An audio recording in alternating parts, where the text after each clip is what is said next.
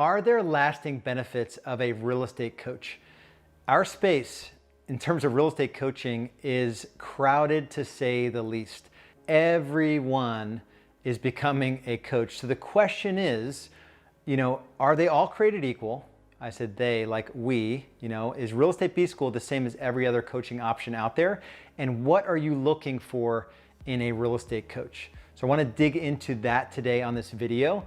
If you like these videos, give me the thumbs up. Make sure you subscribe to the channel and turn notifications on so you're the first to know about videos when they hit. And make sure you stick around.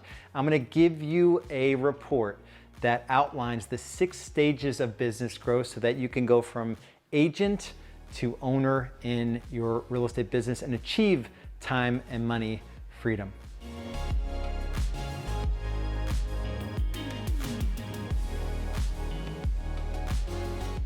If you really want to build a sustainable real estate business, you have to be careful in terms of who you align yourself with respect to coaching.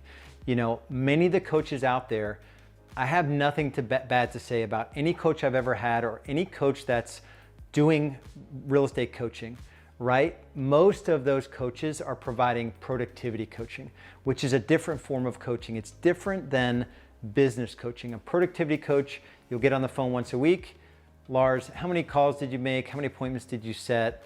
All right, do it again. Or Lars, what's the fire blowing up for you today? Let's talk about it. Or Lars, how come you're not hitting your numbers? Like, it's productivity coaching. There's a purpose and a place for productivity coaching. It's just different than business coaching. And business coaching is more like, all right, are you putting the system in place to generate enough leads so that you can scale your business from a revenue perspective? Do you have a sales process in place with your lead converting scripts and dialogues? Do you have a buyer consultation process, a listing consultation process? Now we've gone virtually. I can be on 5 listing appointments at once. Are you putting those systems in place? Different conversation, right? You still may have to lead generate on a daily basis. You're still going to track your numbers. You're going to do all of those things. We're just playing a different game in the space. So I have a few things that you should look for, and when people come into our world, typically they're looking for one of these 3 things. And this might help you in terms of making a decision in terms of, the lasting benefits of coaching, but also what coach might be right for you. The first thing is that most people come in to a coaching environment to go further faster. And so if you can align yourself with someone that has done the thing you want to do, then your chances of getting there faster increase exponentially.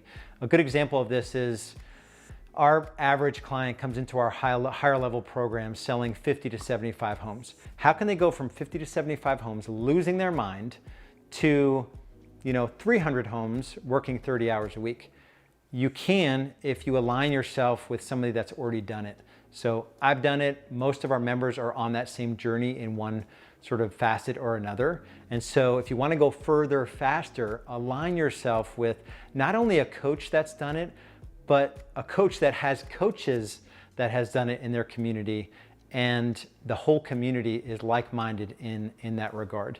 A lot of coaching companies out there, the coaches are taught that they can coach a thing that they haven't achieved themselves. And the analogy is that, Michael Jordan's coach was never as good at basketball as Michael Jordan. So there you go. You don't need a business coach that sold 300 homes and worked 30 hours a week. If you want to do it, any coach will do, because they'll just hold you to a standard to get there. I think it is complete bullcrap, and I wouldn't trust it at all.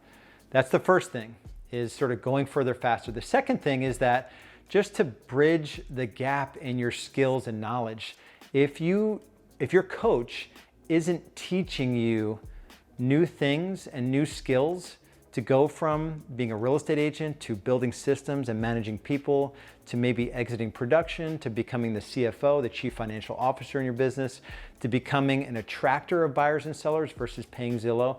Like, if you're not being trained and taught, the chances that you can achieve at a different level from where you're at right now, your chances go down considerably. So it's this aspect of training, right? You need to make sure that the person you're aligning yourself with.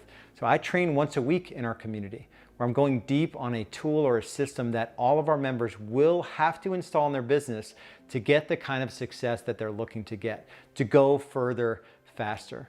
That's number 2. Number 3 is work on your business. And this is an easy thing to say. If you've read the book E-Myth Revisited by Michael Gerber, he talks about working in the business versus working on the business. Most real estate agents are just technicians in their business. They're working in the business, grinding out transactions all the time. In Real Estate B School, we take a very different approach. There are tools and systems that you must install in your business. Those time blocks in your weekly calendar are working on your business. Literally in your calendar, it's work on business. And most people, if I were to tell you to put, 3 60-minute time blocks in your calendar, work on business, you'd show up in that time block and you would say, what do I do? So having a coach that has already built out the tools and systems that you need to implement and install and swipe and duplicate into your business, those systems need to already be built. I've had coaches before that have told me, okay, it's time to hire an administrator. Good luck. They kind of give you the virtual sort of tap on the shoulder or, punch you in the arm, right? Good luck. I hope it works out for you. It's definitely time. And you're like, wait, I've never done that before. What ad do I run? What's the screening process look like? What do I look for in the resume? What interview questions do I answer? Do I ask? What answers should I look for? Do I need core values? Like, what are we doing here? And so having those, we call it our toolbox. All the ads are there, all of the interview process, even onboarding for administrators, onboarding for new agents, everything you'll need to identify talent, make sure they're the right fit, onboard them into your team, and then help them on an ongoing basis to be successful.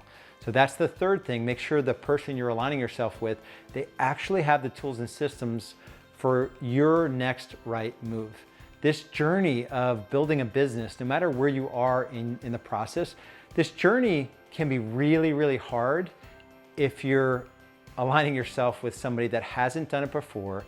They don't have the tools and systems that you need, and they're not providing the training that you need to make the transition from just doing the technical work to leading and managing and holding people accountable, and then providing vision and making that shift maybe out of production, maybe to true business ownership. I've worked one day a week in my real estate business since like 2013. And the only way I could do that is because I had this vision of the different stages of growth. And you stuck around to the end. So go to realestatebusinessgrowth.com. That's realestatebusinessgrowth.com. I will give you a step-by-step process through those 6 stages where 100,000 in gross commission, 500,000, what it looks like, $1 million, $1.5 million, $2 million, $3 million plus, right? There is a set of skills and a set of questions that you need to ask yourself and systems you need to build out at every stage in that business growth journey. So make sure you head over to realestatebusinessgrowth.com. If you like the video, please give me the thumbs up. It helps us with the Google juice and for others to find this video. Make sure you subscribe to the channel and turn notifications on so you're the first to know when a new video drops. I'll leave you with this thought. There's sort of 2 ways this thing is going to end. You can have this focus on building a business and the pain of discipline. And I think I'm stealing this from Jim Rohn. This pain of discipline, right? And this building a 3-year vision, a 1-year plan, and doing these things that we just mentioned in this video. Or you can have this pain of regret. The pain of regret ending up in a place where you didn't decide ahead of time that you were going there. Maybe you're selling homes, working evenings and weekends into your 50s and 60s, and even I know 75-year-old agents that never decided to draw a line in the sand to take more of a business approach and to employ a really seasoned and competent business coach. So if that's you and you want to know the journey, go to realestatebusinessgrowth.com. We'll see you in the next video.